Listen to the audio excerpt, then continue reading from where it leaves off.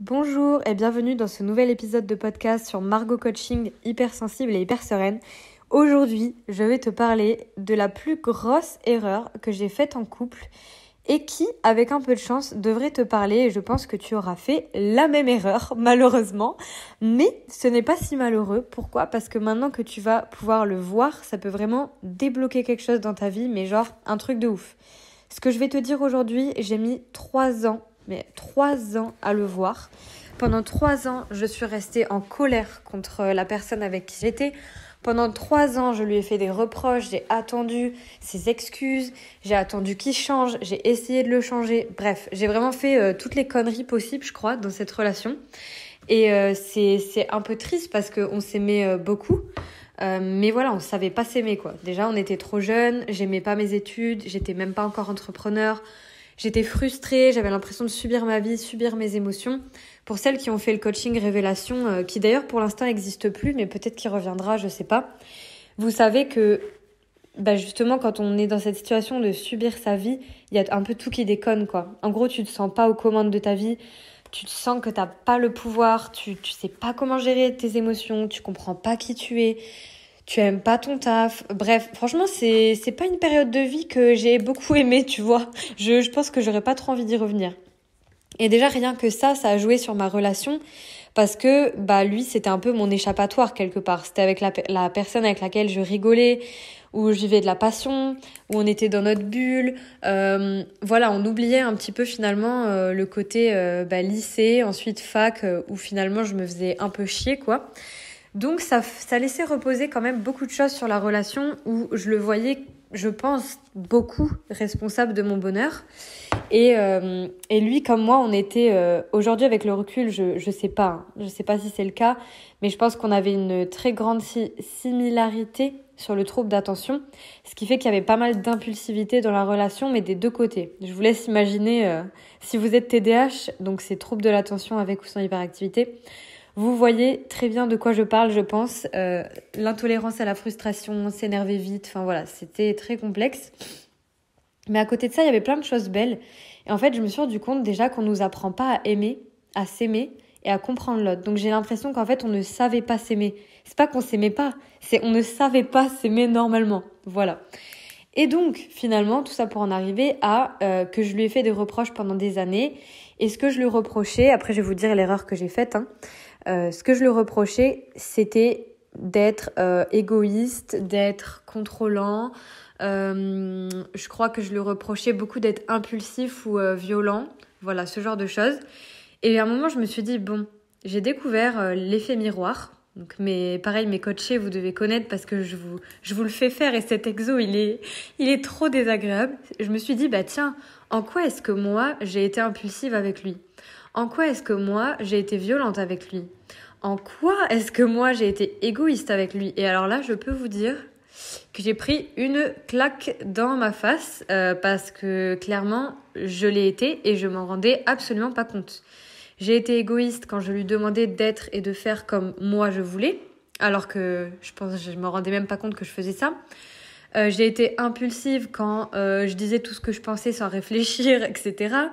J'ai été violente aussi verbalement, je pense, et peut-être psychologiquement en n'acceptant pas comme il est, enfin en ne l'acceptant pas comme il était.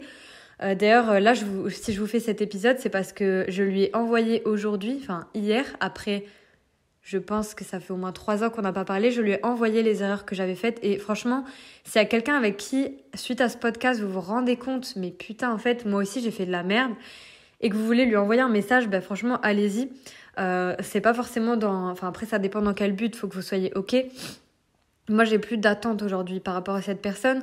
Par contre je pense que ça me fait du bien à moi et que ça peut que faire du bien à lui, parce que quand il y a des choses qui n'ont pas été dites, quelque part ça laisse un nœud un peu, tu vois, dans tes relations, dans toi, dans l'autre, enfin bref, c'est complexe. Et donc tout ça pour dire que j'ai moi-même pas accepté cette personne en fait. J'ai moi-même été violente en voulant le changer, en voulant le rendre différent, en voulant qu'il soit d'une autre manière, en voulant lui faire arrêter de fumer, enfin voilà, bref, toutes ces choses-là. Et je me rappelle de vraiment un moment où il me disait « Il faut juste que tu m'acceptes comme je suis ».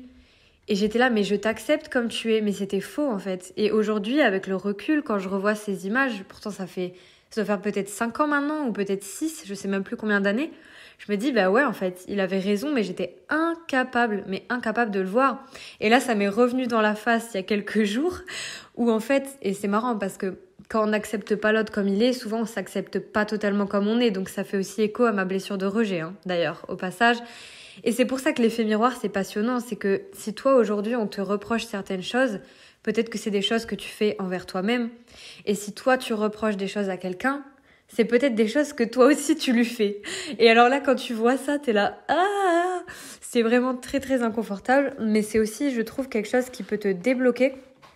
Parce qu'en fait, quand tu vois ta part de responsabilité, ça veut pas dire que tu dois pardonner tout ce que l'autre a fait, Mais quand tu vois ta part de responsabilité, ça te débloque. Tu comprends la situation, tu comprends tes erreurs, tu peux avancer en fait. C'est ça qui est beau.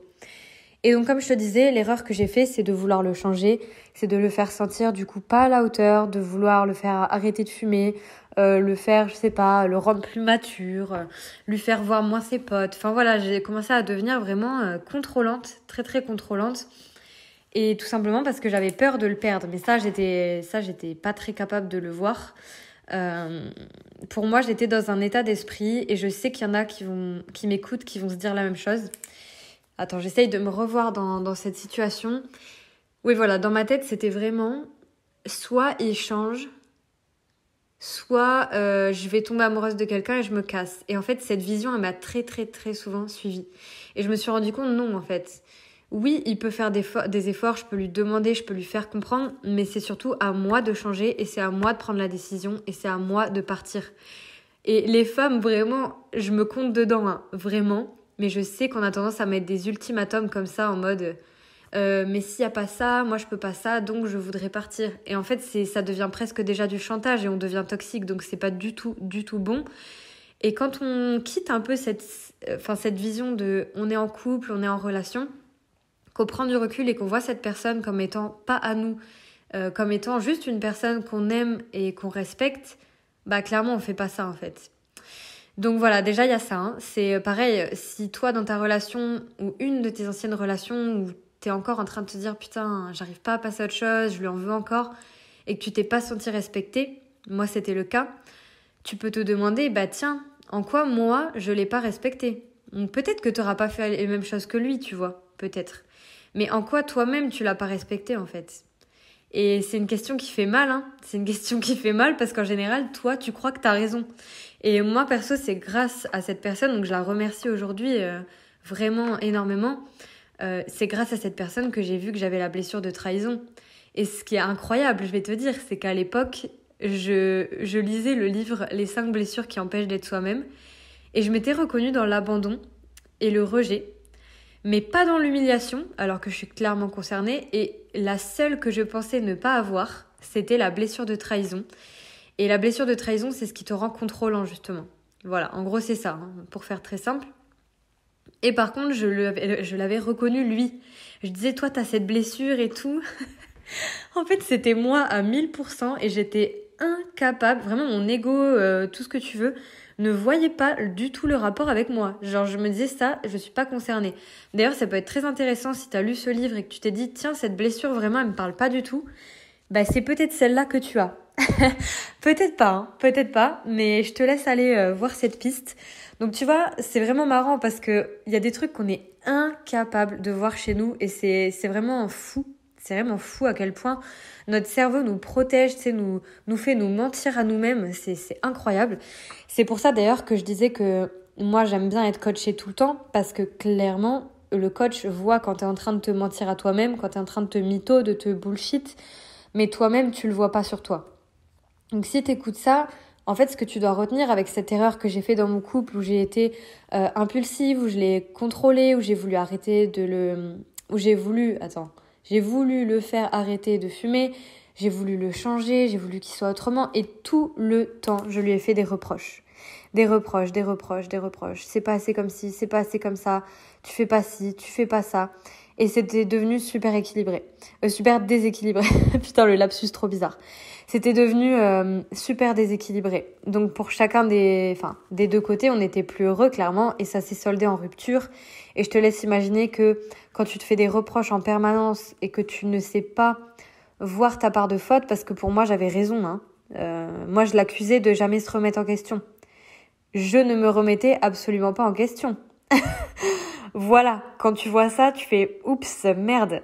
Donc voilà, je pense que si jamais tu vis une relation comme ça, ou que en ce moment tu essayes de changer ton mec, de le faire arrêter de fumer ou je sais pas quoi, là si t'as écouté cet épisode, clairement je pense que ça va faire un gros boom dans ta vie. Je pense que tu vas vraiment te rendre compte de plein de trucs. Si à l'inverse tu te sens pas du tout concerné, je te conseille de justement voir en quoi tu peux être concerné. Ça se trouve, c'est pas le cas, mais très souvent, c'est là où tu veux pas voir. Voilà. Donc, je pense que là, tu sais à peu près tout. Ça fait 10 minutes déjà, donc je vais m'arrêter ici. Et voilà, en fait, vouloir changer l'autre, souvent, c'est parce que il correspond pas à tes attentes et que soit tu n'oses pas partir, en fait, tout simplement, et te dire, ok, on se correspond pas, je m'en vais. Soit, en fait, c'est toi-même qui es super, super exigeante et qui arrive pas à laisser la place à l'autre. Et forcément, si tu lui laisses pas la place, il va pas décider. Si tu lui laisses pas la place, comment il peut être lui-même, en fait? Comment est-ce que il peut être comme il était au début avec toi, si toi, tu lui laisses pas la place de l'être? Moi, c'est une de mes plus grosses leçons, et je te le dis, là, quand je t'en parle, je le travaille encore, c'est comment est-ce que je peux vouloir que ce soit comme avant, ou passionné comme avant, ou que la personne prenne des initiatives comme avant, si moi-même, je ne suis pas comme avant. C'est-à-dire qu'au tout début, je pense que tu vas te reconnaître, au tout début d'une relation, en tout cas pour ma part, je laissais plus la place, j'étais plus tolérante.